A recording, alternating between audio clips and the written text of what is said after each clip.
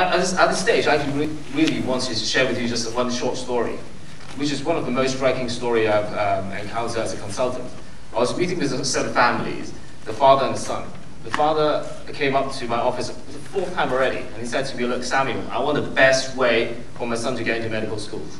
We spent an hour and a half talking about BMAT, TSA, talking about personal statement, etc., etc. The son have kept quiet all the time, all the meetings, very, very quiet, which I thought, yeah, he's just a classic Cantonese shy boy. Until about an hour and a half on, I looked at him and he looked petrified. I said, look, if you don't want to go, you can go next year, or maybe the year after, or you go at university at stage. There's no need to panic. He said, no, I must leave. What a sudden big change. I said, why? Why I must leave? He said, I need to go to sleep, he said. And he's not getting the rest. I asked about his calendar. He finishes school at 5, goes to piano lessons, because for other things it's good for his portfolio.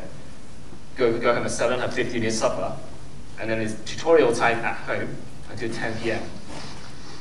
And then his homework time. And he said to me, my senior says it's only going to get worse. I must leave. It's sad. And the reason for me to share this with you is I think John has highlighted very well. Although today's discussion is about skill sets, mindset does need changing. And this leads me on to my first question to you, John. In terms of parents' expectations, subject choices, what sort of change do you think parents need to adapt for the future? I think in many ways we all need to be re-educated in a way. I think particularly for parents, it's reasonable that all parents want their kids to be successful in society. And then in the past, in Hong Kong, in Asia, becoming a doctor or a lawyer, accountant, those are very important things. But I think we need to realize that these good jobs are going to disappear in 20 years, 15, 20 years. I don't think they would cease to exist. And I think specialists will still remain. But I think the need for this sort of professionals will no longer be the same. And I think we need to acquire new skill sets. When I went to school in the 60s, I mean that was sort of the 19th century curriculum that emphasized a lot on efficiency. So at that time, we need to learn a lot of really hard skills.